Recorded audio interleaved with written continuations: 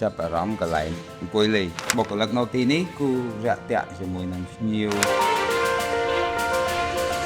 ចាជំរាបសួរទៅកាន់អតិថិជនទាំងអស់ចាថ្ងៃនេះខ្ញុំនាំអារម្មណ៍អតិថិជនទៅជួបអតិថិជនដ៏ពិសេសមួយដែលគាត់អញ្ជើញយករថយន្តមកទទួលសេវាកម្មនៅ Ford Service 2004ណាតោះទៅមើលខ្ញុំទាំងអស់គ្នាអូខបងជាសួរបង ទៅបានមើលសួរ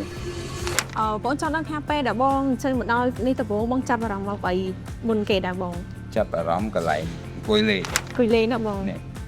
ទីទៅគឺអែមហ្មងហើយសំខាន់យើងអង្គុយស្រួលខ្លួនហើយមានអាម្រាប់ញ៉ាំទៀតមាននំមានកាហ្វេមានអីមកចាប់យ៉ាងកាលយើងមកពីផ្ទះហៅតាមញ៉ាំអីចឹងទៅវាមានអាហារសម្រន់នៅនេះអញ្ចឹងយើងអាចដោះស្រាយបានគ្រាដែរបុគ្គលិកនៅទីនេះគឺរាក់ទាក់ជាមួយនឹងភ្ញៀវជាមួយនឹងអតិថិជនគឺល្អរបស់គាត់អញ្ចឹងបងប្អូនត្រូវការ shade up ឡានឬក៏ចង់ដូរប្រេងសិនដូរអីអាចយកមក